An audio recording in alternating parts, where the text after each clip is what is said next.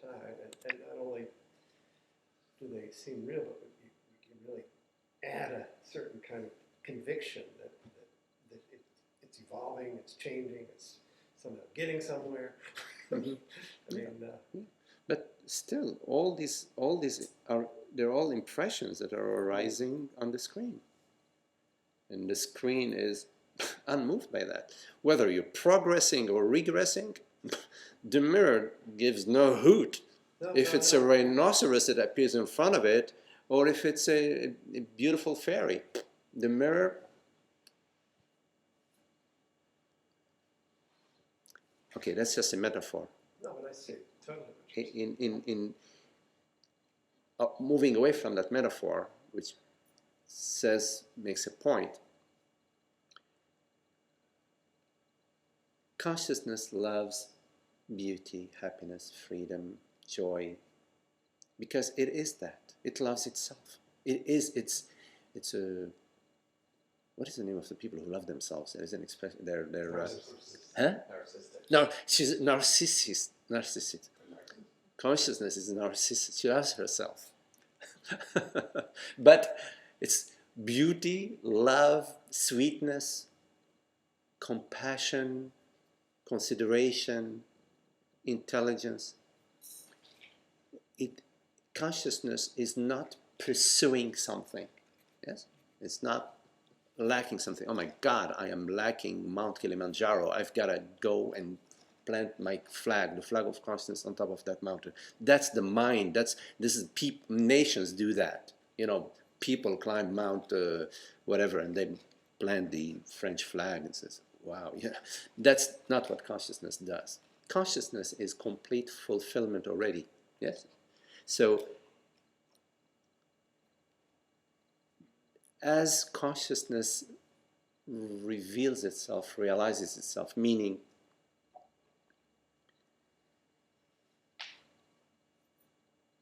when the interest in the me, in my life and my story, and when the interest in this identification weakens, the images on the screen become sweeter.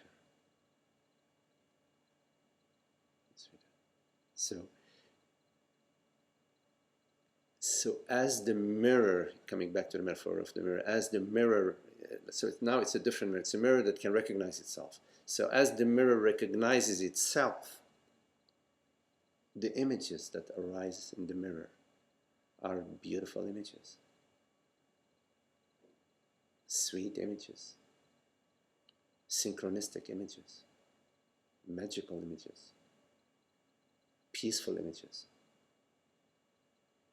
So it's not that, well, you could have like a terrible life and be a sage. That is not. A sage that's having a terrible life that's an oxymoron. It does not work this way. The dream, your waking dream and your night dream are not separate from consciousness. Your night dreams and your waking dreams are unhappy when you are still in identity. But as you realize the self, as you realize the truth, your true nature, meaning the seamless and universal presence of consciousness, the dream, which is made out of consciousness, is altered. That's the magic, that's the beauty. I just wanted to make that point. I felt that somehow this was needed to accompany. So yes, in consciousness is unmoved and untouched by whatever appears on the screen. But also, as there is the flowering of consciousness, the ripening of consciousness, and the perfume and the aroma of beauty and love and peace and contentment and inner quiescence and intelligence and clarity and wisdom are inherent, effortlessly available to consciousness as consciousness. So it's the end of angst and the end of pursuits and the end of all the personal travails. And in a way, that's also one of the ways in which you could gauge your, and that requires quite a bit of sincerity. You have to be very sincere with yourself, not delusional. That as long as there is still, stuff happening, it's just calling your attention to look and explore and contemplate. It's not about winning or losing, because the entire journey is a journey of love. The entire journey, the entire exploration of consciousness requires your love, requires your passion.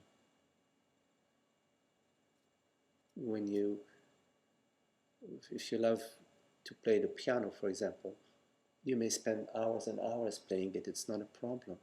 You love it. 3-4 hours can go by. You will feel like, oh, it's only an hour.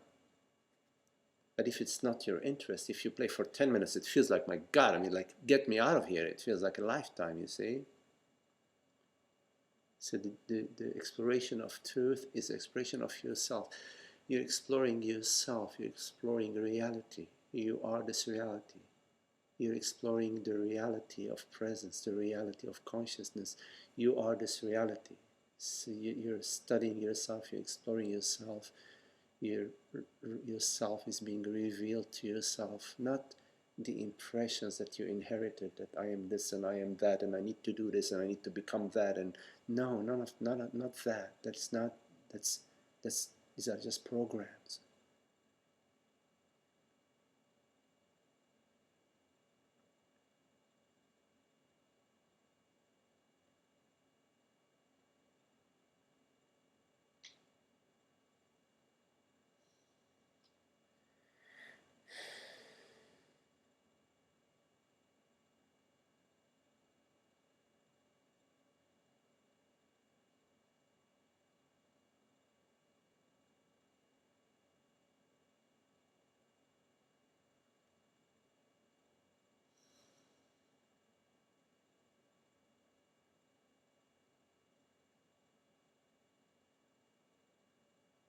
I sort of see this play of tension and relaxation just as a phenomenon, apart from any desires or interests, but that you can see this tendency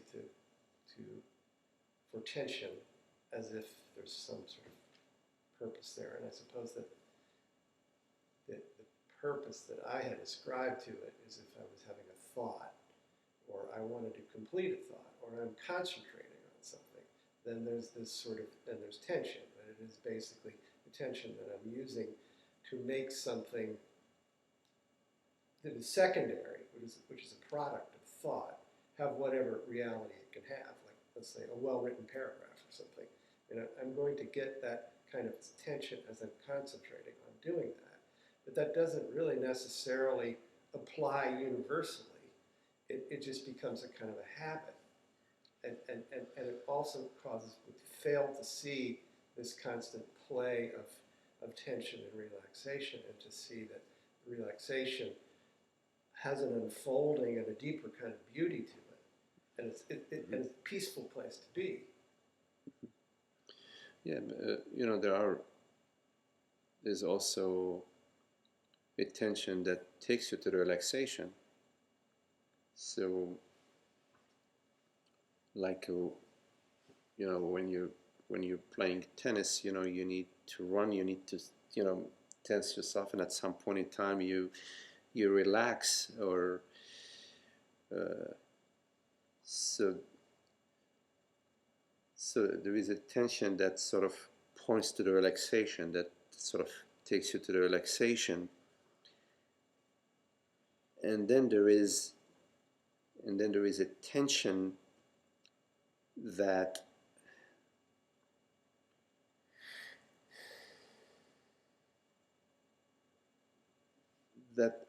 also takes you to relaxation, but it has, like, it's a longer term. So it's like a tension that sort of maintains itself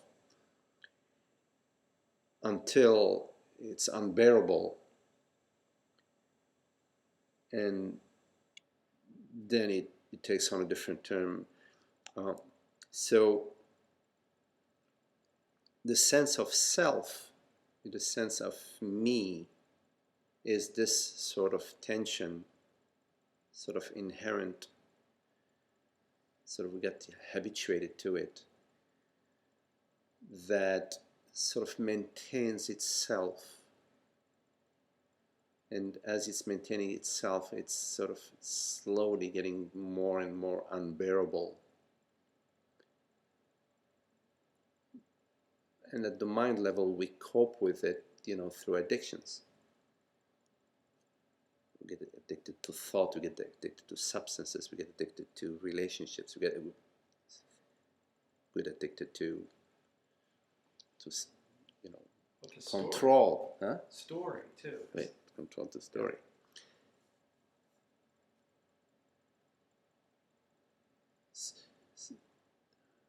So there is a... So there are certain tensions in the body-mind level that are part of the attention, that have like a functional, that lead to a relaxation. Like, for example, when you're studying for a certain test, or when you have to go for an interview, there is a certain preparation, a certain tension that has a specific, that leads to a soon enough resolution. But the tension of the sense of me, the sense of self,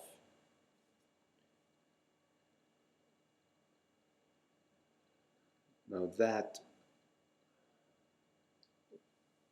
requires your exploration, your interest, to turn your attention to that direction. And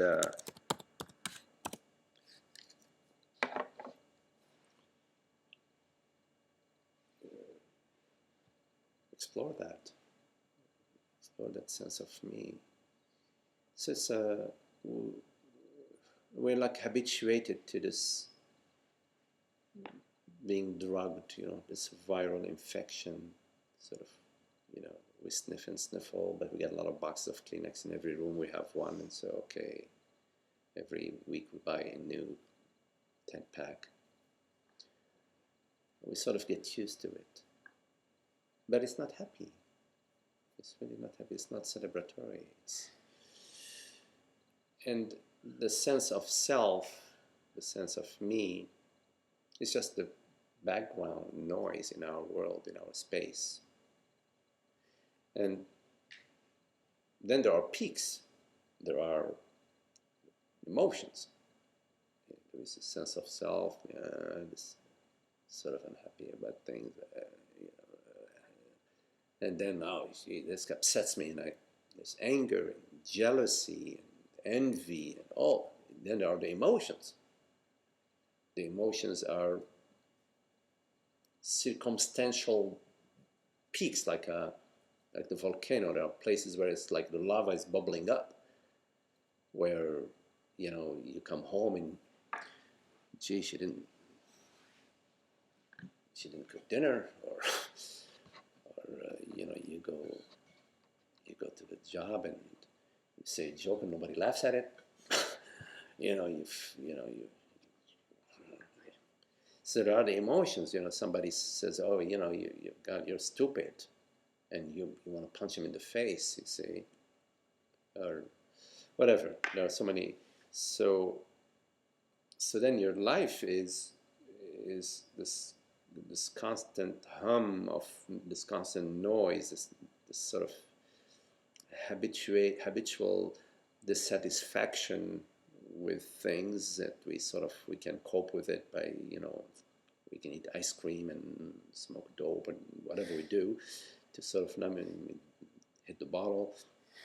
And then when the emotions, flare up, then I hope I have a good therapist. I can go see my therapist. Is getting really bad.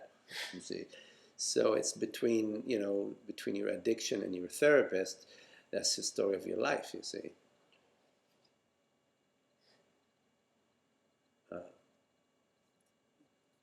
Which is more the contractions that we're interested in. We're interested in exploring those contractions and coming to the realization of the freedom that we are.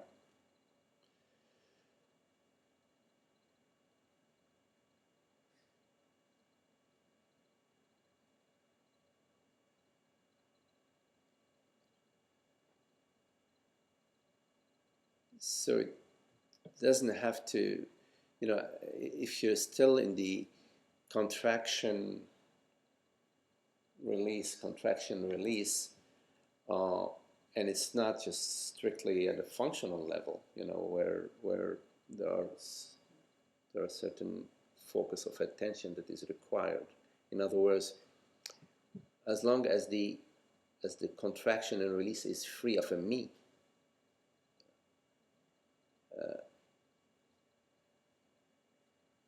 if it's free of the me, it's no problem.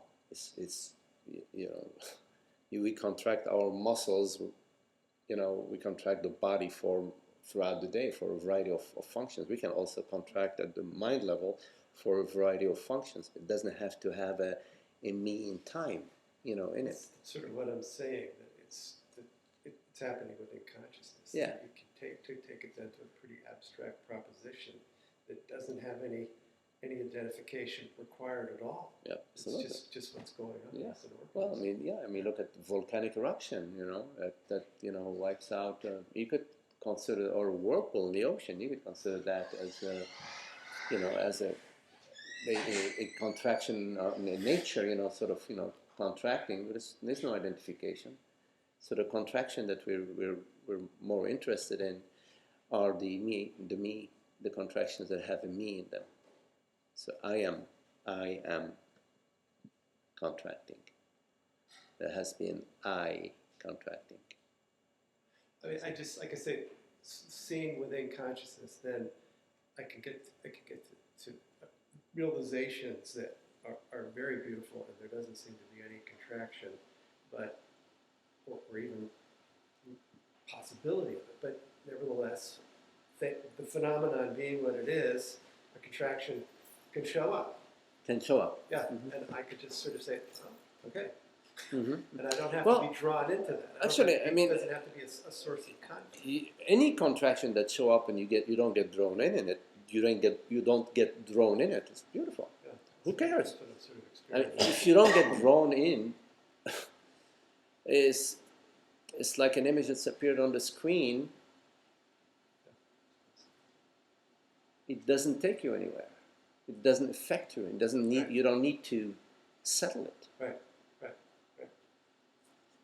I mean, because obviously the huge difference is not getting drawn into the notion that there's some story there's some kind of conflict, and somehow you're going to make it differently by working it through mind and through story. Well, whenever it feels that it's happening to me, then you're in it. Yeah. You're involved in it. Right.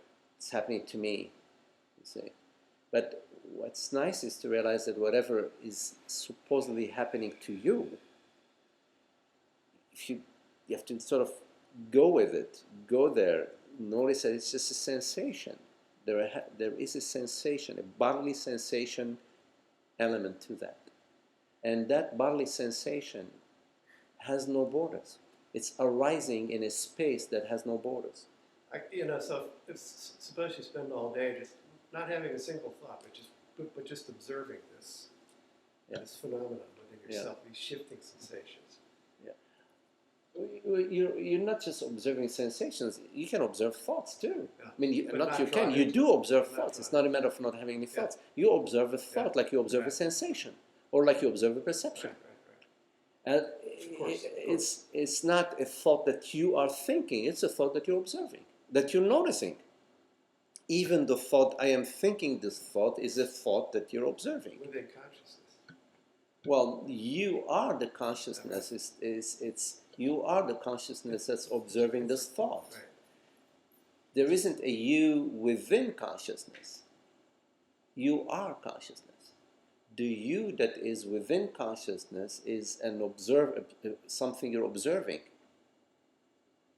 If there is a you within consciousness, then you as consciousness have to observe this you, otherwise you wouldn't be talking about it. I guess what I'm saying is that it isn't a you. It's just it's a body. It's doing contracting and relaxing, and that's what's going on. Yeah, but yeah, right. So yeah, the body is contracting and relaxing. But if you go to a specific, or let's say it's a mind-body going on that's doing this. Yeah, yeah. If you go to when you go to the bodily contraction, okay, pick one. You're actually going to bodily sensation that we refer to as a contraction. We refer to it as a contraction because it has some unhappiness with it. There is some impression of resistance in it. But you're still going to a bodily sensation. And bodily sensations, in their very nature, are neutral. Are what? Neutral. Mm-hmm. Right. They're right. neutral. Completely. Right. That's So you're actually going to a neutral event. You're going to a neutral event. And when you go to this event, and you come to this event, you find this event to have no borders. To be purely mind. I see that. Yeah. And when you go to an event that has no borders, what do you call an event that has no borders? I don't know, what would you call an event that has no borders? I refer to it as consciousness. Because consciousness, you could say, is all events are made out of borderless awareness, because you cannot deny awareness. You're aware right now. I mean, we cannot deny awareness, right? Are we together on that? Mm-hmm. Again, awareness is, presence is, whatever term you want to use it, and that has no borders. Because if it had borders, then you would know where it would start. Because anything that has borders, like for example these glasses, they start here and they end there. If awareness had a border, you would know where it starts. Does it start in the living room? Does it start, up in that corner? Where does it start? Does it start inside of your brain towards that direction? You can't point to where awareness starts. So if you cannot point to where it starts, you cannot point to where it ends. So it's just borderless presence. It's a borderless awareness. If it's borderless awareness, it doesn't belong to Joe or Jim or Betty or Louis. It has no borders. Any Louis or Betty or John would appear in it and dissolve in it because it has no borders. It's like an ocean, an infinite ocean. How can an infinite ocean belong to anybody? So the whole notion that it's my consciousness is a hoax.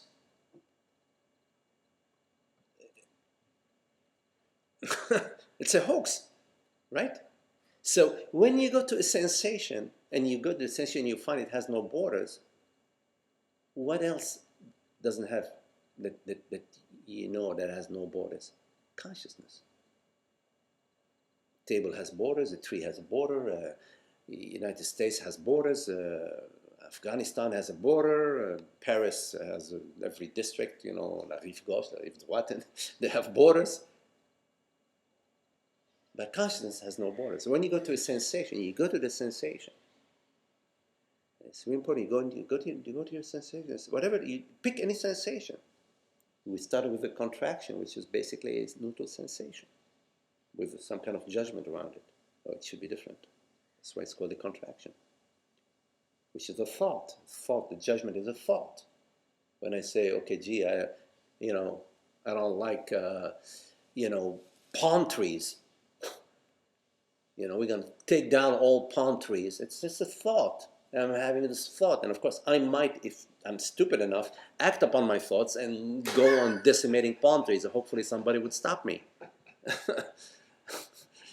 I'm not infected with that virus, so no, let's not worry about that. But so when you go to to a contraction. You're going to a sensation. You go to sensation. You find it has no borders. You don't know where it starts, where it ends. It's sort of somewhere.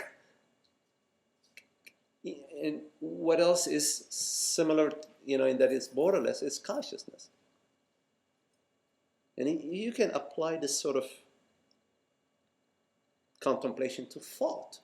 You take any thought, the thought of, I love my mother. Yes, let's take that thought. Where is that thought? Right now, let's all think, I love my mother. Okay. Where is that thought? Where does the thought start? Did it start 35 seconds ago? Did it start over here and it's moving that way or that way? Is it 3-dimensional, 5 dimensions? Is it 12 dimensions? Is it rotating? Is it a helix? Does it have a helix form? Is it an oval? Is it the X shape?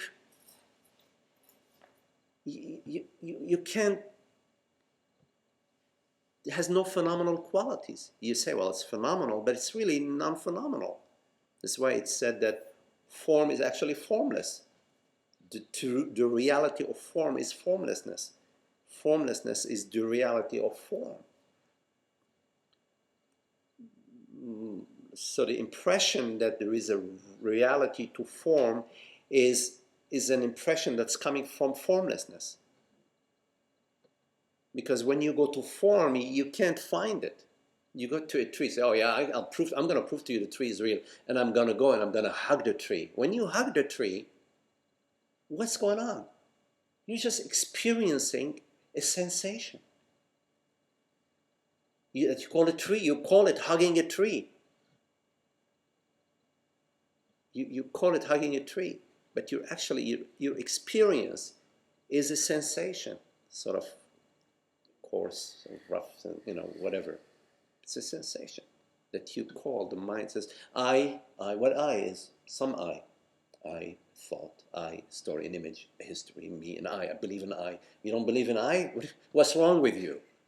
I want you all to believe. If you all believe in I, then there is an I. You believe in I, yes. You believe in I. Okay. So you see, that's it. Here's the proof. There is an I. You all believe in it. You all are infected with the same virus that I have, and that's it. That proves the I. So the I is a group infection, a virus, a viral thought infection. But you know what? What if you, for example, didn't believe in I? You believe in I, but you don't. Oh, jeez, we had to do something about you. He doesn't believe in I, you see. So I hug a tree, there is this I belief, which is this noise in the background that we were talking about a minute ago. Is this noise in the background, I. Because I is a sense of limitation, limited consciousness, a personal consciousness. It's not the openness of being.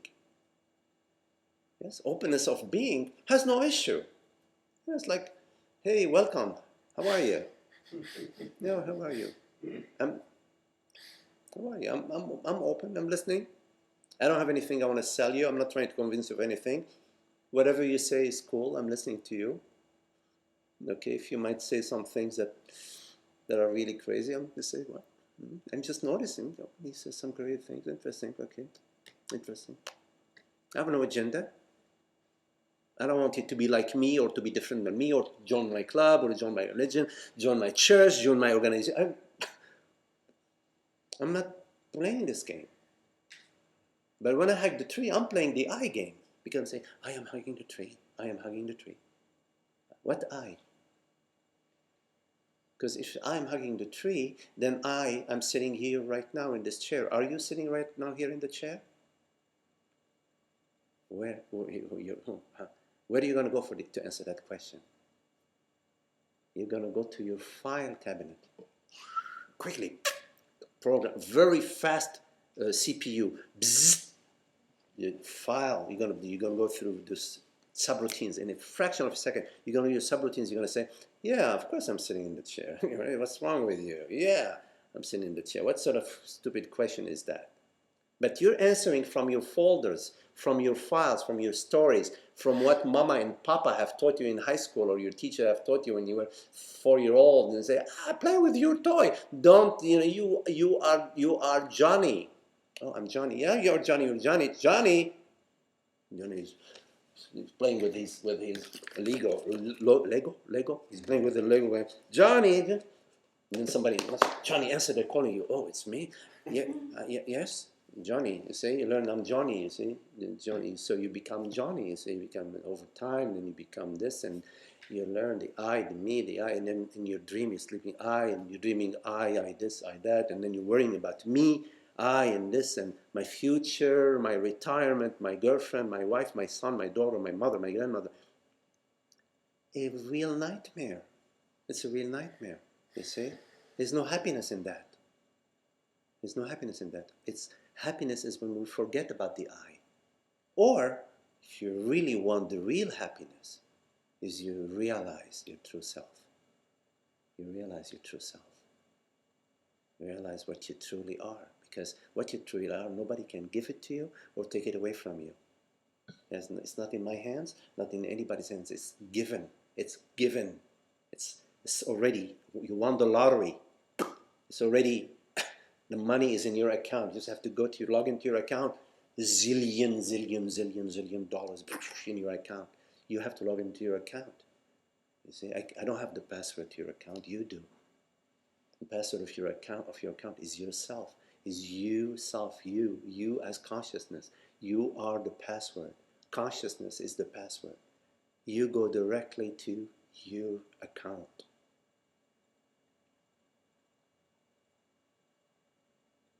It's not far from you. You are the account. You're the entire enchilada. You are you.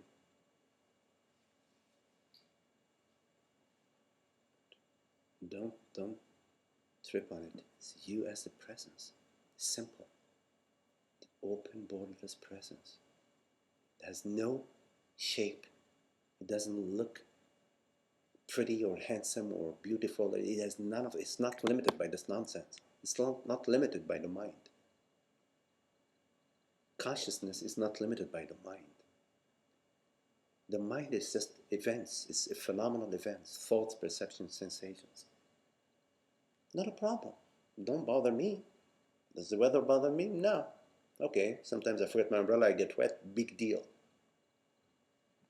I might one day, maybe, who knows, be out in the cold and be really stupid and not have enough warm clothes in Siberia, and I'm free, then the body will die. Big deal. Big deal.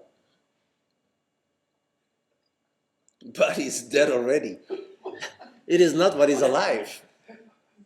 What is alive is not the body. You see, you're confusing life. You confuse what life is with the body. You see? These, you know what? This is fine, okay? But it does typically has to, I think, at times of being a realization of consciousness, okay? And that is a real reality that's felt more than thought. Because the thought of consciousness itself, you go, where does that thought come from, okay? No, You say, consciousness is not a thought. Who am I? I am consciousness. No. Okay? Consciousness is people thought. we're going to satsang, or people are going, well, I'm going to learn to be non-dualistic and, you know, and find my consciousness and find, you know, and then I'm not going to have as much contraction, or I'll be able to manipulate that contraction, you know, and I'll be able not to have as much, you know, and so forth and so on. And that's dualistic right there. Absolutely, because you're referring to I as a person. Yeah. Yes. Yeah, I really relate to that, the me thing. Absolutely. And I was sitting here with my knee bent in, and I'm going, I'm having some pain. Maybe I should move it, you know. Sure. And so I'm thinking about that, okay. And so it relates to the other question I had. You know, it was the idea. Okay, so do I move it? Or I keep it? Something that sounds like a silly question, okay, but a lot of times, most people go, well, I don't want to move it because I don't want to disturb anybody, or I want to do this, or I will, or whatever the conditioning might be, or whatever it is, the me thinks, okay? But if I don't, if I'm truly aware of it, conscious of it, there is kind of an automatic, like, well, just move it. You know, it's sort of like the naturalness of it would be, Yeah. that's in pain, move it, okay? Sure, of course. Now, The body likes to be relaxed. Sure, sure. And so, I mean, I could call myself stupid for leaving it for a little bit. There is no self. There is no myself. Yeah, so that's what I'm saying. There So is no you calling saying yourself. this, so even labeling it stupid is sort of It's a viral thought. It's an infected thought. Yeah. in the me or whatever. It's not towards everything. Sort of belongs in a sense. Everything is within consciousness, and so there's no judgment of it actually, you know. And on the other thing of this this effort stuff of you know do I study? You know, it's been my propensity not to. Okay. And so, so I don't study, then something happens and I don't feel good, or I say, the heck with it, or whatever. Study what you're referring to? Well, you were talking about do you would study, you know, I mean, some things that you say, okay, like you would study, or yes, you would stop for the light, but not everybody stops for the light, not everybody studies, okay? So, but that's okay too, because that's what's happening within consciousness. And I guess what I was trying to say is, and I think you said it really, is that, you know, there is an awareness that I might begin to take care of myself better by moving my knee and not letting it fall asleep and so forth and so on. Okay, a self-love, a love, okay? Maybe not self in the way of me, but it's there. There's a sense of a body there, okay? Mm-hmm. Just like it would be in a dream, okay? So, so there is this more of moving in that direction without a lot of the me being involved. The me now appears to me, this, for me, and the idea is that it's a, there is always this idea that it's got to be in some kind of control. It's got to be in some kind of. You know, it's just be natural. Be natural. Be natural. It's be more natural. Natural. Be natural. Yeah. And allow the body mind to be natural. Yeah. Don't load it with. Don't observe it, judge it, measure it. Let it. Give it a little bit more freedom.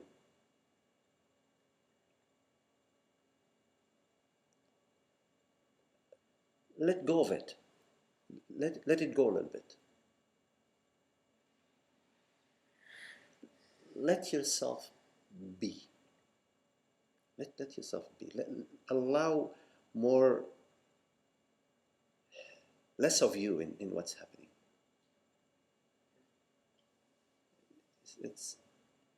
There is a natural intelligence, and it's nobody. It's you watching yourself. It's nobody watching you. It's not nobody watching you. It's just you watching. Let go of yourself. Nobody cares about what you're doing, and then they're too busy with their own stuff, their own stories. They're busy with their stories. They have enough on their hands. So for you, just let go, relax. Easy. I agree. I think that happens for me, and I still continue.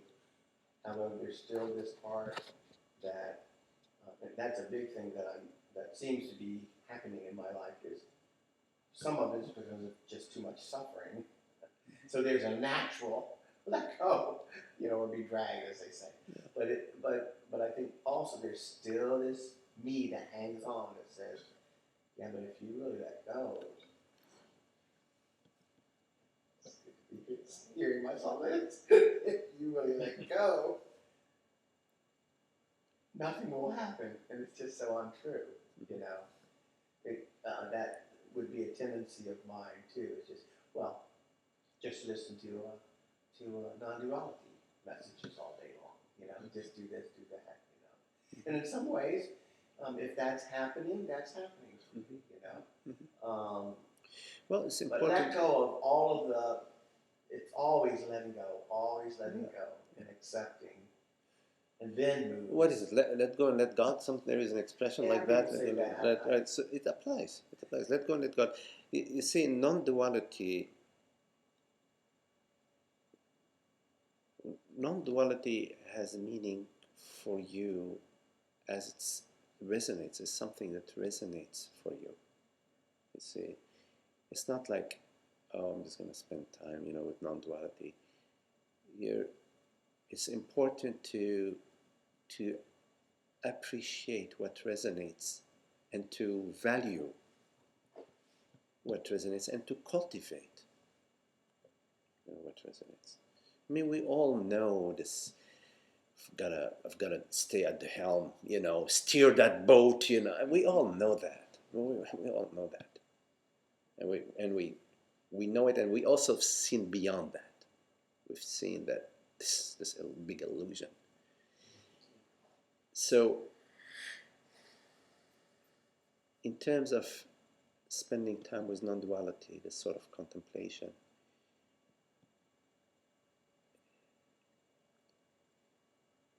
it's turning your sight towards the light, and it will clarify your vision and will clarify your body and your heart, will clear your mind. So, I mean, you've been here a few times, so obviously there is a recognition, of not just non-duality at the conceptual level, but the experience, the non-dual experience, which is experience of consciousness. We all know the experience of the me. Every one of us has their versions, some of us have big catalogs. It is fine print and all that. And we struggle with that, but at the same time, we're perceiving beyond that. And that's what's beautiful, is that we're seeing beyond that. And so it's important to trust your perception. And yes, relax.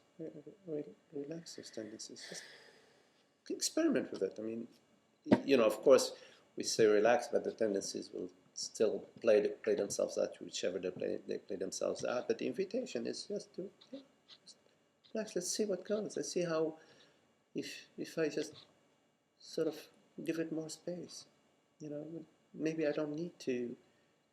Maybe I can just let this thinking about it, just let it go for now. Just see what goes. Try it. I'm gonna try it. You run your own experiments. See, you are your own lab and your own lab. Huh? Lab rat. Yeah, your own lab and your lab rat, right? Lab rat, and so you can take your own notes and conduct your own experiments. The lab rat is a scientist, yes, right. So you own your own lab and your lab rat. You run your experiments. It's beautiful because you're running your own experiments. You're going to get to your results yourself. It's not going to be secondhand information. That's the beauty of what and the attraction that I see in non-duality, and that I've seen before non-duality too, is the idea of that some people say the answers are within. It's just one way of giving a metaphor or something. But that attraction is consciousness itself, is eternity and love, God and all of itself. And so I'm attracted to that. Beautiful. There's poetry out there about the bird longing for this and this and that. It's a beautiful attraction. And that's what it is. Yeah, beautiful attraction. So even the questions, even the difficulty, the me popping up, and doing that, all that tends to be a play for me that continues to be part of this movement toward, deeper and deeper. I mean, the images on the screen, in a way, they can point to the screen. You see, so It's, once you're interested in truth and you're on that path, then everything can be helpful along the path. There are no more obstacles. It's like, I see what this is what this is pointing to, or I'm wondering what this is pointing to. You see? Either way. Yeah, either way. What time we start at 4? We start at 4. So it's 6:15.